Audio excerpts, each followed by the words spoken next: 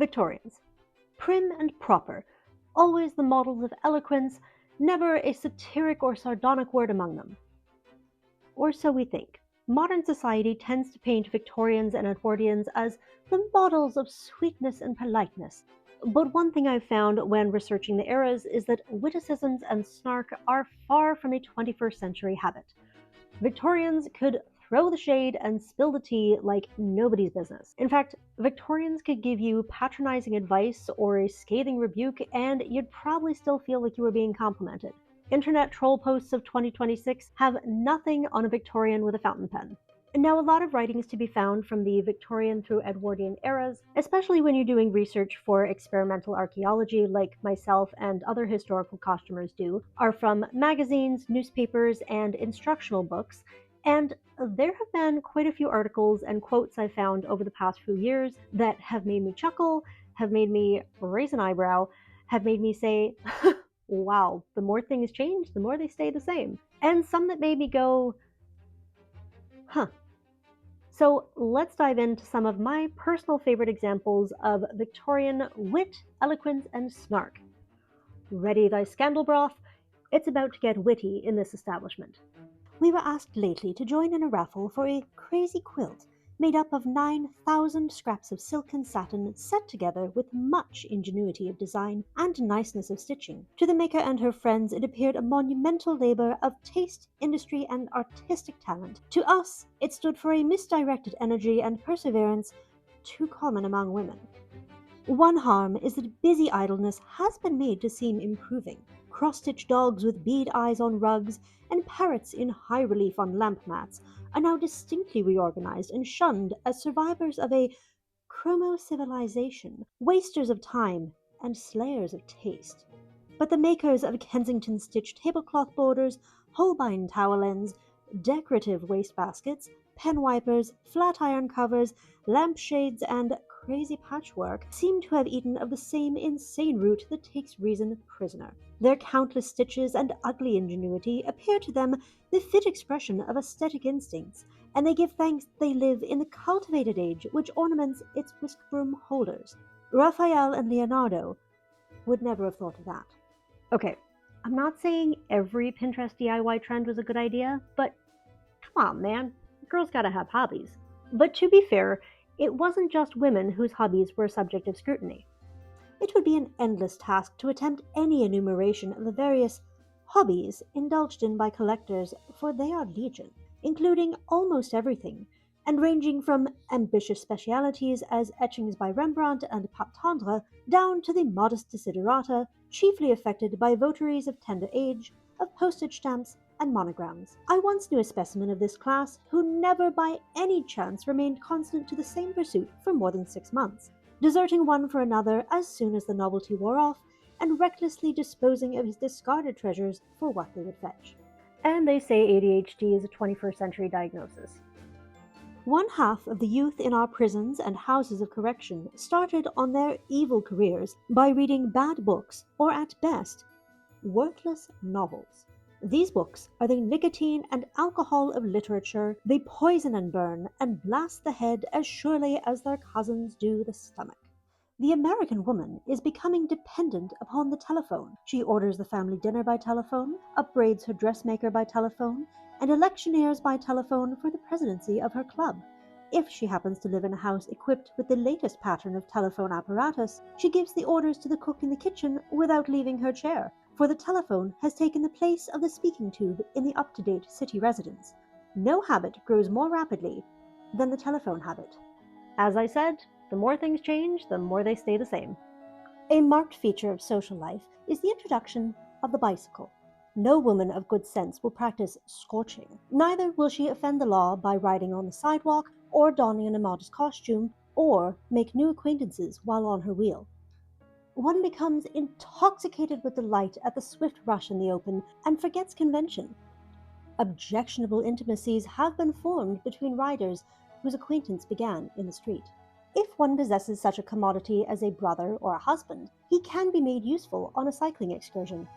Never is a man better able to show for what purpose he was made than upon such occasions.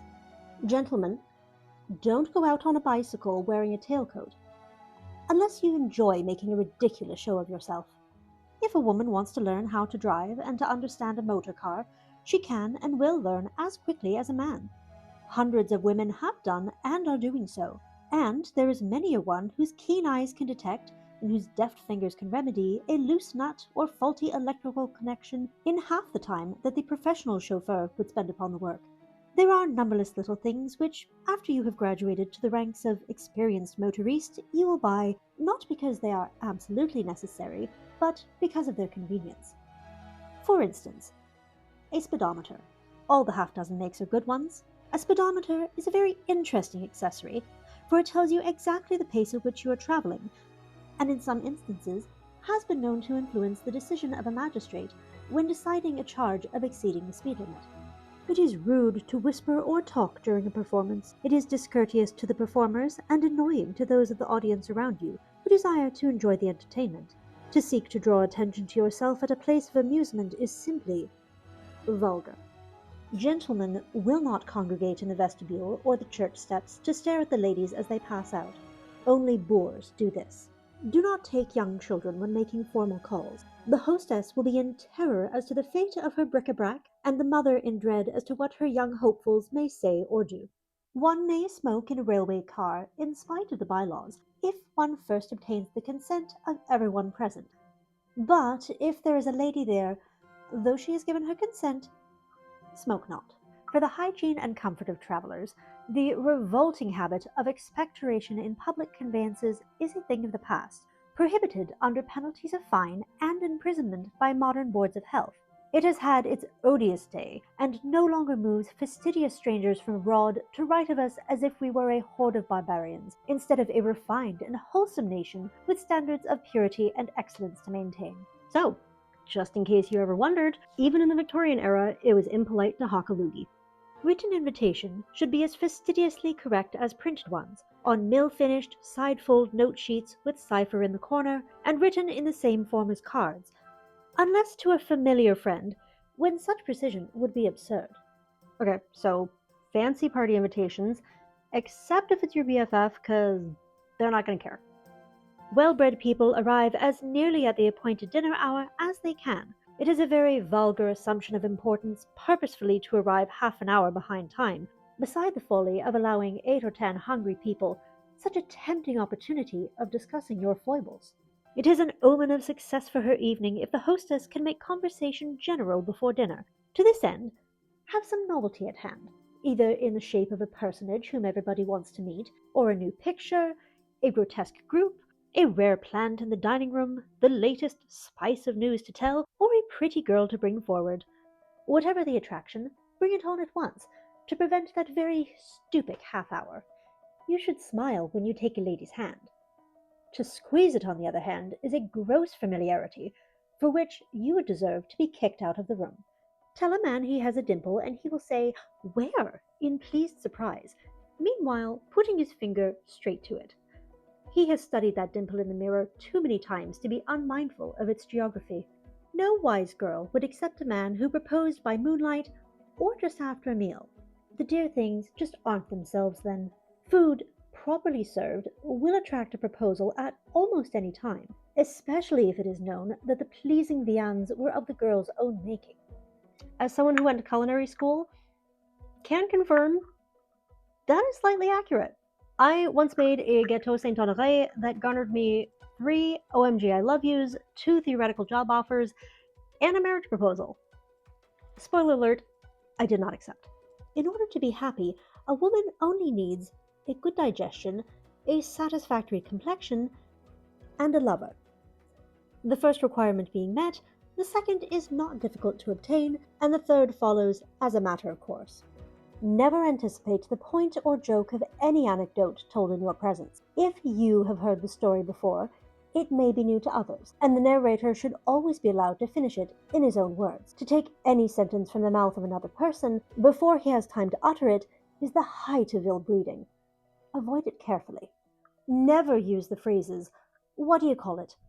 "thingamagummy," "what's his name," or any such substitutes for a proper name or place.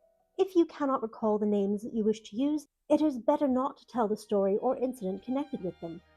No lady of high breeding will ever use these substitutes in conversation. Be careful to always speak in a distinct, clear voice. At the same time, avoid talking too loudly. There is a happy medium between mumbling and screaming. Strive to attain it.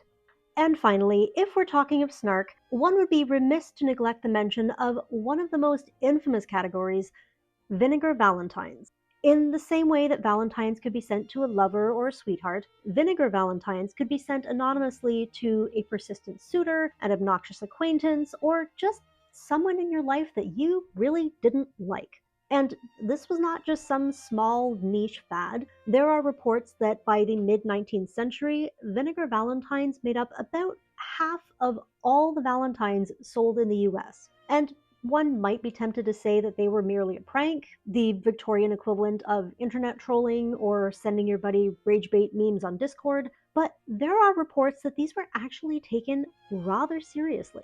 In 1885, a husband his wife after receiving a vinegar valentine that, quote, he could tell was from her. There are reports of fights, dismissals of employment, and even court cases between senders and recipients. And there is a woman who took a fatal dose of laudanum, the cause of which was rumored to be receiving a vinegar valentine.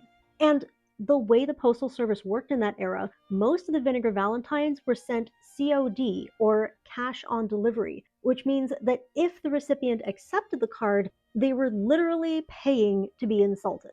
And these were not just disgruntled men sending them to women. Vinegar valentines threw shade on men and women alike. There are many surviving cards to this day, despite the fact that a lot of recipients would just tear up or trash the card, and they were a thing from mid 1800s up until the 1940s. And so while they caused a fury and a stir back then, now we can look back and chuckle at examples such as, your evil-tongued, malicious liar is a public pest and nuisance dire. To see you muzzled fast and tight would be to all a joyous sight. You miserable wrangling snip, with gin-fogged head and grumbling lip, with such a shape what woman could but sigh each day for widowhood? Take back your likeness, pretty creature, see fop and flirt in every feature. Love one like you I never can, you curled, bescented ladies' man. Ho, ho, old sawbones, here you come, yes, when the rebels whack us, you are always ready with your traps to mangle, saw, and hack us. Charming. You're only a faker, you ignorant knave, you never saved anyone from the grave. When a man is your patient, he's plundered in purse, and stands a good chance for a ride in a hearse. They could be a simple two-line piece such as, you fancy you display such grace, but how is that with such a face? Or they could be a whole extensive poem, to a nerve destroyer. When a pig's getting slaughtered, the noise that it makes is sweeter by far than your trills and your shakes, and the howling of cats in the backyard at night, compared with your singing's a dream of delight. Your squalls and your bawls are such torture to hear, a man almost wishes he had not an ear. If someone should choke you and thus end their pain, hearty thanks from your poor distressed neighbors he'd gain. So yes, while we might think that sending anonymous hate messages is something brought in by the advent of social media, in fact, the Victorians did it first. And with far more eloquence than, I think you're really annoying. I love patchwork anything. Ah, Canadian, that explains so much, lol. Or, why don't you speak slower? Not saying I'd want to receive a vinegar valentine, but come on, people, if you're gonna leave stupid comments, at least put some creativity into it.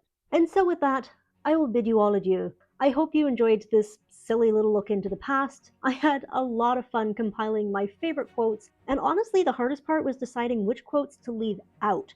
There are so many. I've put links in the description if you want to learn more about Vinegar Valentines, as well as a link to Cornell University's digital collection of Harper's Bazaar from 1867 to 1900, which has been a valuable research tool, a fascinating insight into the Victorian era, and a source of endless hours of amusement. I encourage you to check it out if you enjoy Victorian writings. It's absolutely brilliant.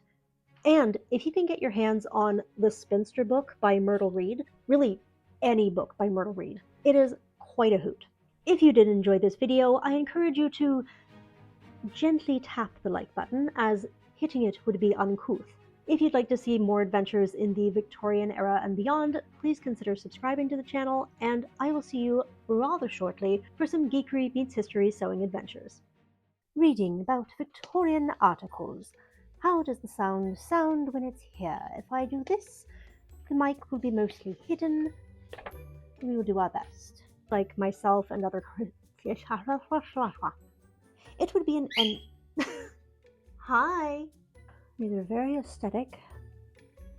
Occasionally, they itch my nose and make me feel like I'm gonna go snork. No, wise girl. Why do they keep flopping? Why? W's. W's. And W's make these fall off. No, wise